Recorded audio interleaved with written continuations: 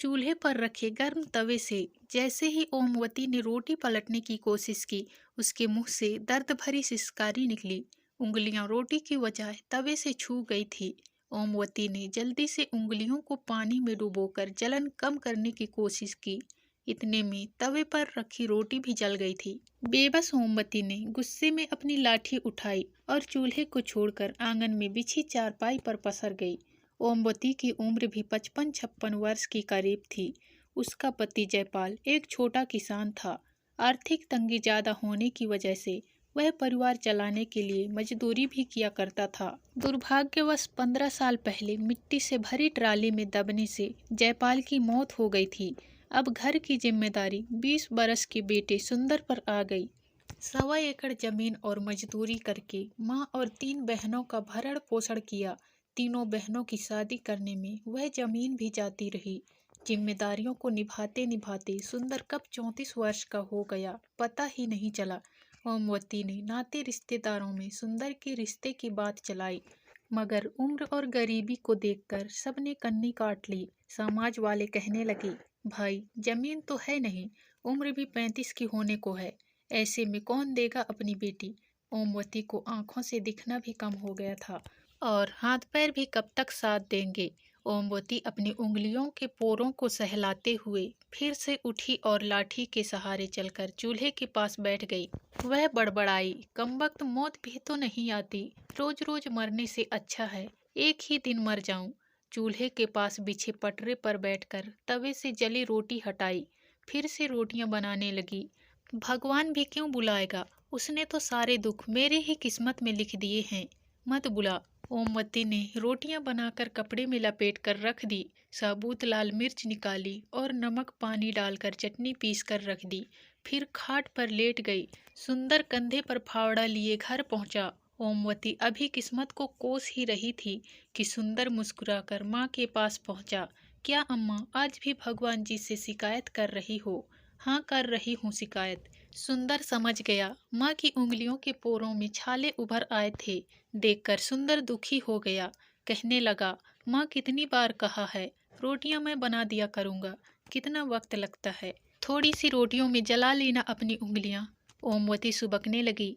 माँ को दुखी देखकर सुंदर भी रोने लगा। सुंदर बोला, अम्मा गलती भगवान की नहीं है, मैं ही नालायक निकला, कोई मेरे रिश्ते के लिए तैयार नहीं है। आज अगर कोई रोटी बनाने वाली होती तो तुम्हें हाथ नहीं जलाने पड़ते। मेरा बुढ़ापा तो तेरे सहारे कट जाएगा, 2-4 साल में मैं मर जाऊंगी, पर तेरा सहारा कौन बनेगा बेटा। सुंदर ने रोटियां और चटनी की कटोरी उठाई और खाट के पास बैठकर अम्मा को खाना खिलाने लगा। बीच बीच में एक हाथ से अम्मा को पानी भी पिला देता था। बेटे के हाथ से रोटियां खाकर ओमवती अपना सारा दुख भूल गई और हंसते हुए बोली, मेरे सुंदर जैसी औलाद तो किस्मत वालों को ही मिलती है। चटनी रोटी खाकर सुंदर फावड़ा लेकर निकल गया। ओमवती ने रोज की तरह अपनी लाठी उठाई और घर से बाहर निकली। कुछ दूरी पर बबूल का बड़ा सा पेड़ था। वहां पर पेड़ के नीचे औरतें घर के काम से फ्री होकर टाइम पास और हंसी मजाक के लिए जमा हो जाती थी। उनका रोज का काम कांटेदार पेड़ के नीचे चुगल पुराण को ताजा करना था। ओमवती को देखते ही 2 औरतों ने आगे बढ़कर ओमवती को सहारा दिया और खाट पर बिठाया और उसको सम्मान देने के लिए सभी ने उसके पैर छुए। उनमें से एक बोली, माँ जी सुंदर चला गया क्या? हाँ रोटी खाने आया था, खाकर चला गया। दूसरी बोली, और क्या, कोई होती तो रुकता भी, माँ जी के बाहर जाने का इंतजार करता। सभी औरतें खिलखिलाकर हंस पड़ी। ओमवती ने बुरा नहीं माना, वह जानती थी जैसी भी हैं औरतें खराब नहीं हैं, साफ दिल की हैं, तभी तो उस जैसी गरीब बेबस को इज्जत देती हैं। औरतों ने ओमवती को चुप देखकर बात शुरू की। माँ जी रोटी बेलने वाली चाहिए एक, किसी रिश्तेदार से कहिए रिश्ते के लिए, कोई गरीब की हो, सबसे बोल लिया है। ओमवती ने बात अधूरी छोड़ दी। माँ जी आपका बेटा श्रवण कुमार है, इतनी उम्र हो गई है, कभी किसी की बहू बेटी को नजर उठाकर नहीं देखा। अपने मोहल्ले में उस शांति के छोरे हरीश को देखो, कई बार तो मोहल्ले वालों से पिट चुका है। 48 बरस का है, अपनी जात वालों ने नहीं दी तो कुजात वाली को ही ले आया। सुना है अच्छी खासी कीमत देकर खरीदी है, बड़ी उम्र की लगती है, बाप ने ही बेच दी। तुमने कब देखी? कुएं से पानी भरने गई थी, रास्ते में देखा तो ढोल बजवाते हुए घर ले जा रहा था। अरे रघु ने ही तो जुगाड़ किया है हरीश के लिए। चलो राम मिलाई जोड़ी बन गई। सभी खिलखिलाकर हंसने लगी। औरतों की बातें शरारती होने लगी थी। ओमवती उठकर लाठी टेकते हुए घर आ गई। मन में बेचैनी हो रही थी। कुछ सोच विचार करने के बाद वह घर की कच्ची कोठरी में घुसी और खुरपी से एक कोने में खोदने लगी। करीब 1.5 हाथ नीचे गड्ढे से एक पोटली निकाली और गड्ढा भर दिया। पोटली को छप्पर में खोसकर वह खटिया पर लेट गई। सुंदर का काम से लौटकर आने का वक्त हो चुका था, मगर ओमवती ने रात की रोटियां नहीं बनाई थी। सुंदर पहुंचा, फावड़ा कोने में रखा और चूल्हे को उदास देखकर बोला, अम्मा आज रोटी नहीं बनाई क्या? ओमवती उठी और वह पोटली लाकर सुंदर के हाथ में थमा दी। अम्मा यह क्या है? इसमें चांदी के जेवर हैं, मैंने बहू के लिए बचा कर रखे थे, इन्हें बेचकर बहू ले आ। सुंदर हंसते हुए बोला, अम्मा पगला गई हो क्या? बहू कोई बाजार में बिकती है जो ले आऊं? हाँ बिकती है, उस पार मोहल्ले का हरीश लेकर आया है, आज पैसा देकर तुम भी ले आओ। अम्मा गांव में थू थू हो जाएगी, नाते रिश्तेदार सब क्या कहेंगे, सब आना जाना बंद कर देंगे। क्यों होगी थू थू? इतनी ही चिंता है नाते रिश्तेदारों को तो क्यों नहीं करा देती तुम्हारा ब्याह? किसी ने पूछा है आज तक तुमसे? मरते मरते उंगलियां जलाऊं मैं, जीते जी सुख नहीं देखा, बिना पोता पोती का मुंह देखे मारना चाहता है मुझे। ओमवती फफक रो पड़ी। अम्मा के आंसू सुंदर से नहीं देखे गए।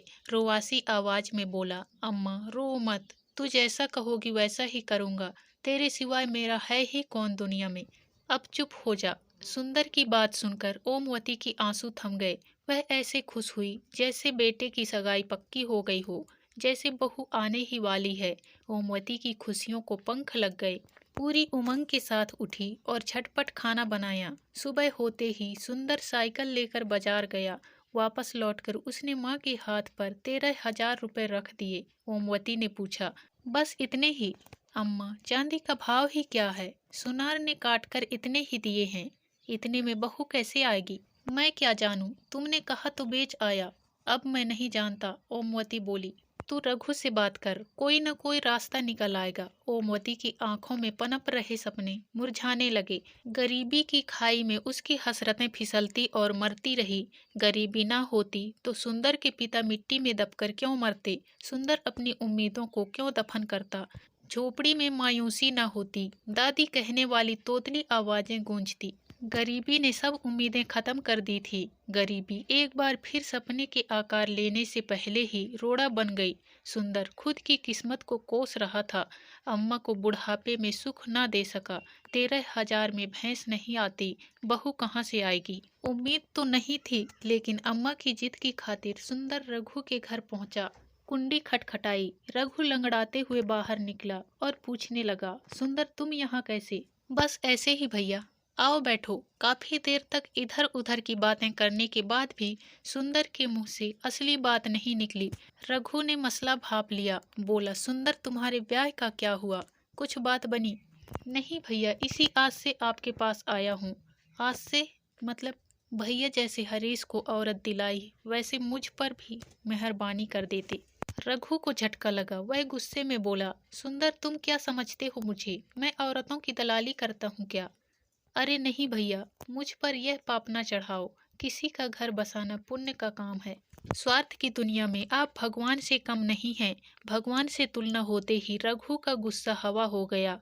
वह गर्व के साथ बोला, वह सब ठीक है सुंदर, पर कोई बाप अपनी बेटी यूं ही नहीं देता। उसकी 10 मजबूरियां और बेबसी होती हैं, उसके बदले पैसा लेता है। कितने पैसे लेगा भैया? अब यह तो वही बता सकता है कितने लेगा, 40,000 या 50,000। भैया मेरे पास इतने पैसे कहाँ हैं? सोचा था तुम्हारी कृपा से घर बस जाएगा। कितने हैं तुम्हारे पास? मेरी हालात आपसे छुपी थोड़ी ही है। 10,000 हैं। देखो सुंदर, अम्मा के बुढ़ापे की खातिर मैं किराए विराए का खर्चा छोड़ भी दूं तो भी 25,000 से कम में बात नहीं बनेगी। भैया अम्मा की खुशी की खातिर ही तो बहू चाहिए, मरते मरते अच्छे दिन देख लेगी। रघु कुछ देर मौन रहने के बाद सोच कर बोला, अम्मा की खुशी की बात है तो एक काम कर सकता हूँ, जिंदगी भर के लिए ना सही कुछ सालों के लिए खरीद लो। 5 साल के लिए उधार दिला दूंगा। अम्मा इससे ज्यादा जिएगी नहीं। सुंदर को झटका लगा। कुछ साल के लिए? मैं तो जीवन भर किसी की बेटी को सम्मान पूर्वक जीवन देना चाहता हूँ। सुंदर चिंता में डूब गया। फैसला कठिन था। मन तो हुआ कि मना कर दें, मगर तभी अम्मा के चेहरे पर तैरती मुस्कान याद आ गई। भैया, अगर मैं 5 साल बाद पूरा पैसे दे दूं तो? फिर तुम्हारी? अगर नहीं दे पाए तो वह रुकेगी नहीं, सोच लो। ठीक है भैया, पर अम्मा को मत बताना कि सिर्फ 5 साल के लिए है, दुखी हो जाएगी। बात पक्की हो गई। दूसरे दिन सुंदर ने 10,000 रघु को दिए और रघु वादे के मुताबिक 10 दिन बाद 30-32 साल की औरत अपने घर ले आया। खबर पाकर सुंदर अम्मा के साथ रघु के घर पहुंचा। हाव भाव से मजबूर और सहमी सी नजर आती थी।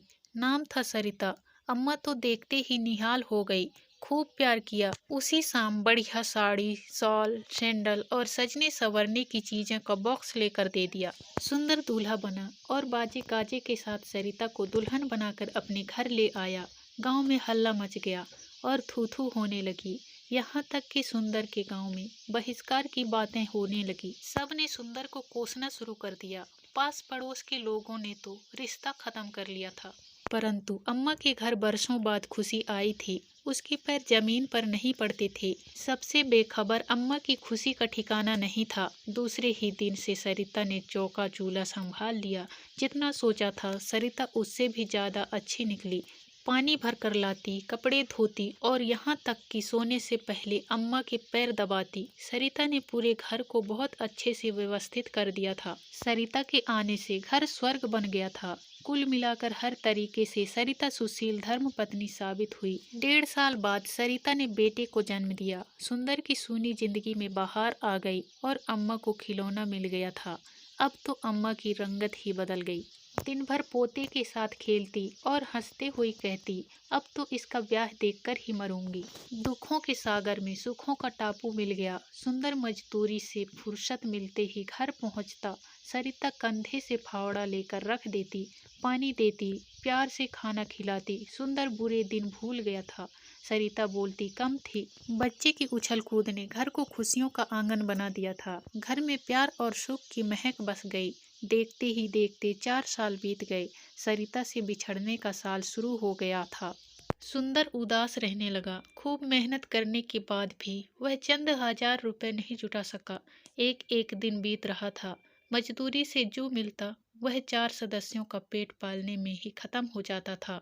जैसे जैसे वक्त बीत रहा था, सुंदर की बेचैनी भी बढ़ रही थी। गांव भर में काम तलाश करता रहता था। जी तोड़ मेहनत करने के कारण सूख कर काटा हो गया। शरीर जवाब दे रहा था, बीमार हुआ है, मगर काम पर जाता रहा। 10 महीने बीत गए। 2 महीने ही बचे थे। एक दिन अचानक आकर रघु सामने खड़ा हो गया और धमकी भरे अंदाज में बोला, सुंदर, 2 महीने बचे हैं, पैसे देते हो या? सुंदर ने फावड़ा तान दिया और गुस्से में बिफर कर बोला, खबरदार जो ऐसी बातें की। सरिता मेरी जिंदगी है, मेरी सांस है, कोई अलग नहीं कर सकता। आइंदा ऐसी बात ना करना। रघु तो घुटा हुआ सातिर था। वह कमजोर की नब्ज दबाना जानता था। गुस्से से बोला, सुंदर, औकात में रहना। तुम जैसे 4 पति खड़े हो जाएंगे सरिता के। उसका पिता और पूरी बेड़ियों की बिरादरी हंगामा कर देगी। जेल हो जाएगी तुम्हें। बीबी के चक्कर में अपने बेटे को भी खो दोगे। अम्मा जीते जी मर जाएगी। सुंदर उल्टे पांव घर की ओर लौटा और रुपयों का बक्सा खोलकर रुपये गिने तो बहुत कम थे। रघु अब 30,000 मांगने लगा था। सुंदर फूट फूट कर रोने लगा। आवाज सुनकर अम्मा और सरिता दौड़ी आई। पूछने लगी, क्या हुआ सुंदर? सुंदर रोए जा रहा था। सरिता एक तरफ खड़ी सब देख रही थी, हमेशा की तरह खामोश, चिंतित और सहमी हुई। सरिता ने सुंदर के चेहरे पर उभरे हुए दर्द को महसूस कर लिया। सुंदर ने सरिता की भींगी हुई आंखों को देखा। अम्मा माजरा समझ नहीं पाई थी। दुख और बेचैनी में सुबह से शाम हो गई। उम्मीद की कोई किरण नजर नहीं आई। सुंदर रोते रोते सो गया। अचानक आधी रात में सोते सोते सुंदर चीखने लगा, रुक जाओ, मेरी सरिता को मत लेकर जाओ, मैं इसके बिना जिंदा नहीं रह सकता। हड़बड़ाकर सरिता उठी। अम्मा दौड़ी आई। बच्चा सहम गया। अम्मा बोली, क्या हुआ बहू, यह चीख क्यों रहा है? सरिता हमेशा की तरह खामोश, बेचैन और चिंतित। अम्मा इन सब बातों से अनजान थी, नहीं समझ सकी। अब सिर्फ 3 दिन बाकी थे। सुंदर ने किस्मत के आगे हार मान ली। उसके हालात पागलों जैसी हो गई। अब एकटक अपनी सरिता को घूरता रहता था। सरिता सुंदर से नजरें चुराकर खुद को व्यस्त रखती थी। बिछड़ने की बेला आ पहुंची। आज आखिरी शाम थी। सुंदर ने 3 दिन से मुंह में न्योला तक नहीं लिया था। सरिता ने अम्मा की काफी देर तक पैर दबाए, बेटे को सीने से लगाकर खूब प्यार किया। बेटे को अम्मा के पास लिटाकर सुंदर के पास पहुंची और सुंदर के सीने से लग गई। दोनों के आंसू रुकने का नाम नहीं ले रहे थे। सरिता पहली दफा फूट पड़ी और दोनों हाथों से कसकर सुंदर को पकड़कर बोली, मुझे बचा लीजिए, मैं तुम्हें छोड़कर जाना नहीं चाहती। मुझे अपने बेटे और अम्मा से अलग मत होने दो। दोनों फूट फूट कर रोए। रोते रोते सुबह हो गई। पंछियों की मधुर आवाज फिजाओं में गूंज रही थी। सुंदर ने सरिता का हाथ पकड़कर कहा, तुम्हें मुझसे अलग कोई नहीं कर सकता, भगवान भी नहीं। इतना कहकर सुबह 5 बजे ही बाहर निकल गया। सरिता की हालात बिल्कुल ऐसी सुहागन की थी जिसे कुछ देर में विधवा का आभास हो चुका था। उसे एहसास था कि शाम को किसी भी वक्त उसकी विदाई हो जाएगी और उसे सुंदर से अलग कर दिया जाएगा। दोपहर 3 बजे सुंदर मिठाई के डिब्बे के साथ घर लौटा और खुश होता हुआ बोला, सरिता अब यह उदासी छोड़ो, अब कोई तुम्हें मुझसे मेरे बच्चे से अलग नहीं कर सकता। रघु के मुंह पर पूरी रकम मार कर आया हूँ। इतने पैसे? हाँ, अब कोई चिंता नहीं। खुद को 2 साल के लिए गिरवी रख दिया मैंने। पहलवान चौधरी के यहाँ 32,000 में 2 साल मजदूरी करूंगा, सुंदर ने खुश होते हुए बताया। सरिता सिहर गई, यह तुमने क्या किया? घर कैसे चलेगा वह मुझे नहीं पता। खुद को गिरवी रखने से ज्यादा कीमती मेरे लिए तुम हो, लेकिन रोजी रोटी का इंतजाम। लंबी खामोशी के बाद सरिता पहली बार चहकी, मुस्कुराई और सुंदर के गले लग गई। बोली, तुमने मुझे नर्क में जाने से बचा लिया, मेरा आंचल खुशियों से भर दिया, औरत होने का सच्चा सुख दिया। तुमने मेरी उधार की खुशियों के लिए खुद को गिरवी रख दिया। अब तुम्हें मुक्ति दिलाने का हक मुझे दे दो। और सरिता ने सुंदर का फावड़ा अब अपने कंधे पर रख लिया।